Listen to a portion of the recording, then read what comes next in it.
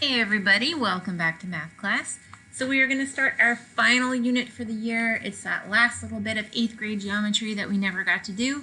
And it's about transformational geometry, which sounds really scary, but it's actually pretty easy.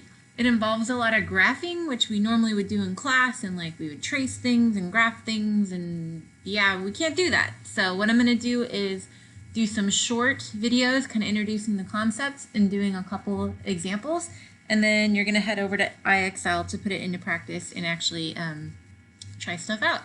So the first thing we're going to start with is a pretty easy one. It's called a translation. And before we dive into translations, I'm going to play this little video clip to kind of give you an idea of what's going on in this unit. In just a few months, this stadium's going to be filled with screaming fans cheering on their team. But one part of the buzz is the marching band. They have carefully choreographed moves timed perfectly to music that creates a visual spectacle. And guess what? The band members may not know it, but they're using math as they move through the field. Here's how it works. First, the choreographer decides on the formations that they want to have the band end up in at certain times. They can plot the position of each band member on a coordinate grid and create interesting formations. To move the formation, you can move each person the same number of steps, up or down, and left or right. When you move a figure like this, it's called a reflection. That's just one of several transformations you could do to the formation. Transformations on coordinate planes are not just used by marching bands. They're also used in architecture to make symmetrical and beautiful buildings, and by designers to make patterns for clothes. And that's another reason math matters. All right, so that just gives you an idea of what we're going to be studying. So go ahead and hit pause and copy this into your notebook or on a piece of binder paper. So today we're going to look at properties of translations. We're going to describe the property of translations and their effect on congruence and orientation. And by the end of this lesson, you'll understand what I mean by that. All right, so a transformation is a function that describes a change in position, size, or shape of a figure. So that's what we're going to be talking about, transformational geometry for this last unit. So the the shape going in is called the pre-image, and the shape when we're done is called the image. And a translation is a type of transformation that we're going to talk about, and it's a slide. It's just sliding the figure from one end to the other, or up, down, sideways, whatever. Okay, so go ahead and hit pause and copy this vocab into your notebook. So again, transformations are all the things we're going to be doing in this unit. Pre-image is what we start with. Image is what we end with, and the translation that we're going to look at today is simply a slide. So we have pre-image, we're going to translate it, there's our image. Okay, so you're going to watch me translate an image here. Okay? All right, so what I'm going to do is very carefully as I can trace this little triangle here. This is triangle ABC. Wow, that looks beautiful, doesn't it? So what I'm going to do is I'm going to slide triangle ABC along this line, and I'm going to land it right there. Okay? And now instead of triangle ABC, this is going to be our image. It's going to be triangle A prime, B prime, C prime. We're going to use something called prime notation, which means we add these little apostrophes after it, and then there we go. So how would I describe that move? So I moved it to the right and I moved it down. So how far to the right did I move? So I can just kind of count along here. 1, 2, 3, 4, whoa, 5, 6, 7 to the right. And then how far down did I go? I went 1, 2, 3, 4, 5 down. Okay. So notice I just kind of traced the path of one point. So A moved 7 spaces right and 5 spaces down. Therefore, the whole triangle moved 7 to the right and 5 down. So that's how I describe that translation. So it asks, how is the orientation affected by the translation? Orientation means the way that it's facing. So I'll draw kind of a better triangle there. So did I change the way that my triangle is facing? No, it's facing the same as it was before. It's not like flipped around or anything. So it didn't. It's the same.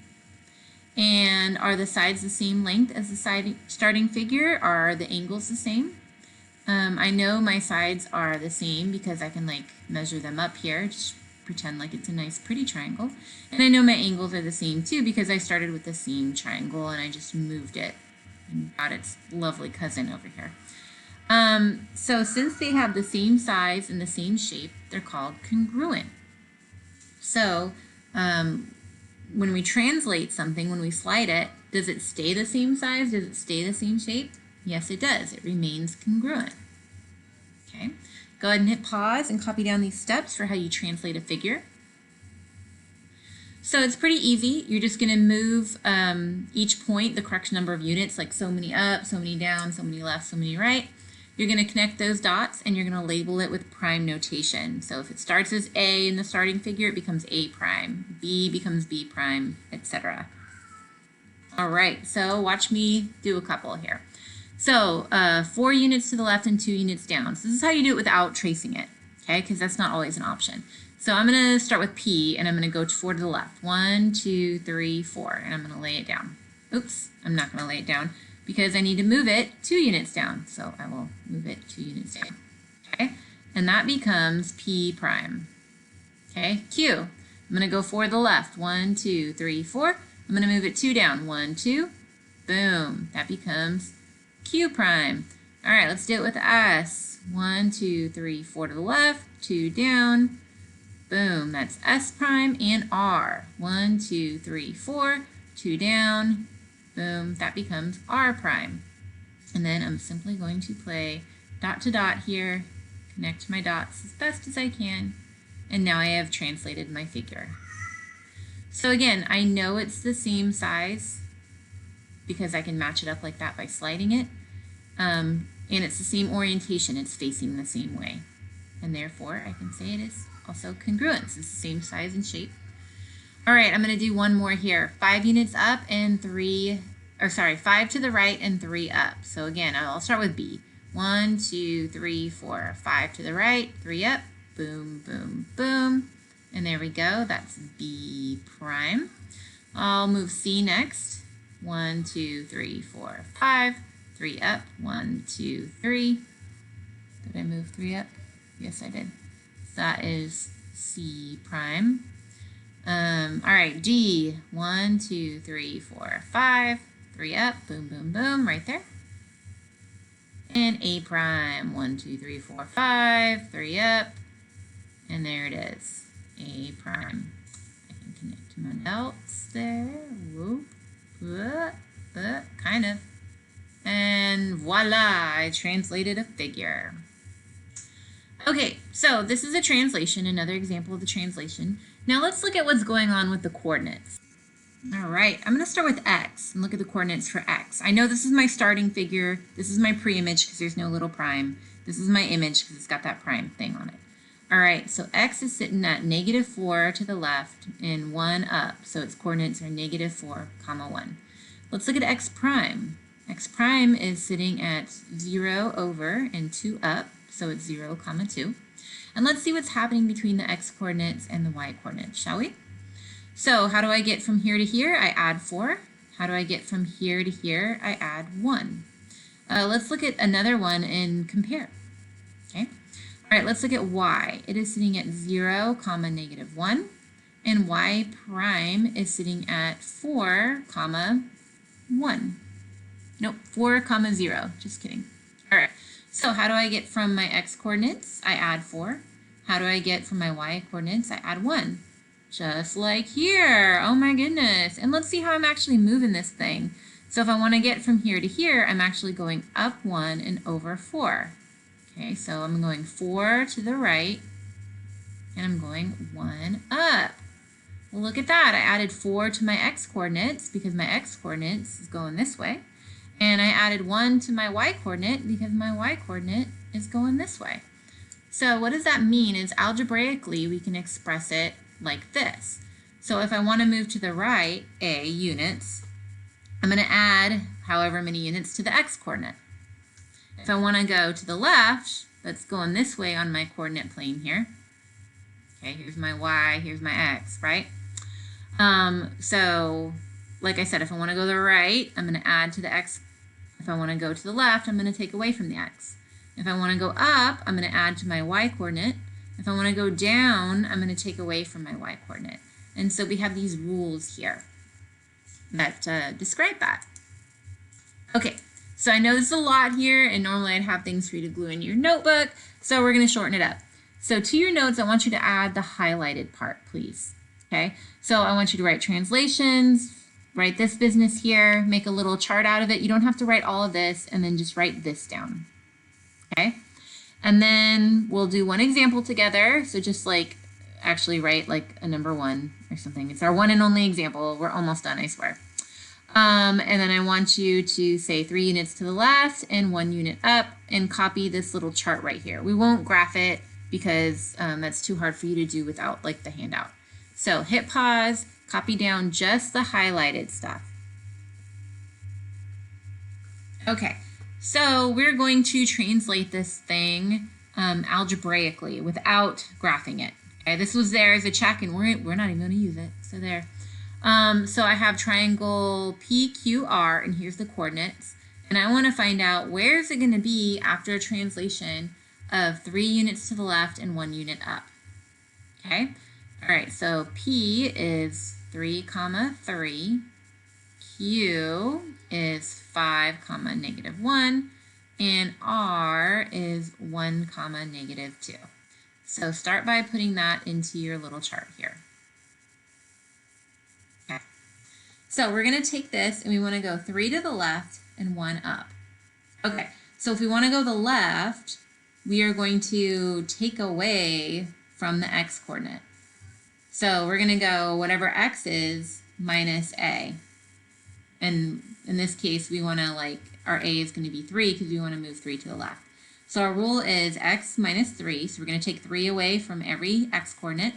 And we want to go 1 unit up. So if we want to go up, we're going to add however many to the y coordinate. So since we want to go up 1, we're going to go y plus 1. All right, that's our rule for moving here. Okay. All right, so now we're going to plug it in. That's our x, that's our y. So we're going to go 3 minus 3, 3 plus 1. And now we're going to do our math. What is 3 minus 3? It's going to be 0. And what is 3 plus 1 is going to be 4. So our landing spot is going to be 0, 4. And this is going to be our P prime. Okay. Let's do another one. Let's take Q and put it into our rule here. So that's our x, that's our y. So we're going to go 5 minus 3 instead of x minus 3. And we're going to go -1 plus 1. And let's see what we come up with. And this is going to give us, by the way, our q prime. So 5 minus 3 is 2, and -1 plus 1 is 0. And then here's our r over here. So that's our x, that's our y. So I'm going to go 1 minus 3, -2 plus 1. 1 minus 3, different signs subtract, negative wins. That's going to be -2. -2 plus 1, different signs subtract, negative wins. And we're going to get -1 like that. And that is going to be our r prime. Okay, so that's the way you can do it without graphing. You can use an algebraic rule to plug it in and graph. So I showed you some examples of how you just kind of count and move to do it that way. And I showed you a way that you can do it algebraically like this. I'll graph it just as a check and we can see how it worked out. All right, well, it ain't pretty, but there it is. So PQR is my pre-image, my starting figure, and PQR prime is my image, my ending figure. And did I move 3 to the left and 1 up on every point? Why, yes, I did. I actually pulled it up. So there you go. I hope that made sense. All right, let's write a summary and we're going to do it together, okay? So we'll think about it together and then you can pause at the end and copy it down. So translations preserve the blank, blank, and blank of the figure. So preserve means stayed the same. So what stayed the same when we translated or slid them? Pretty much everything stayed the same. The size stayed the same. The shape stayed the same. and the orientation, the way it was facing. All that stayed the same. It produced a figure that is, so if it's got the same size and shape, what math word is that? That is congruent. And to the original figure. All right, go ahead and hit pause. Copy all that business down. All right, and the next part is totally optional. It's a cheesy math song. So it's up to you if you want to hang out and listen to the cheesy math song, but like there's a bunch of auto-tune and you're gonna love it. Here we go.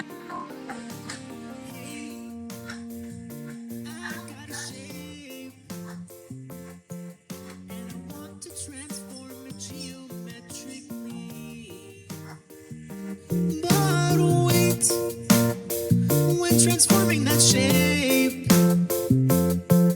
there's a few options that are available to me, because I could rotate, turn it round, translate, shift it left, right, up or down, reflect, copy it across an axis of symmetry, rotate, turn it round, translate, shift the left, right, up or down, reflect, copy it across an axis of symmetry. Hey, I gotta shape it. Looks great, but I want to tessellate it. That's where that shape it fills up the flat space completely with no overlaps or gaps. Rotate, turn it round, translate, shift it left, right, up or down, reflect, copy it across an axis of symmetry. Rotate, turn it round, translate, shift it left, right, up or down, reflect, copy it across an axis of symmetry. Rotate, turn it round, translate, shift it left, right, up or down, reflect, copy it across an axis of symmetry. Rotate, turn it round, translate, shift it left, right, up or down, reflect, copy it across an axis of symmetry.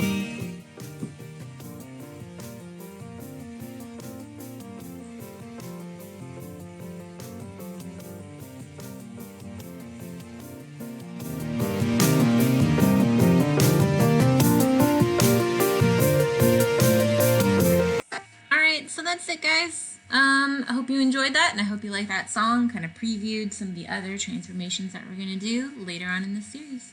Don't forget to text or email a picture of those notes, and then hop right on over to IXL and do the practice problem sets that I assigned in Google Classroom.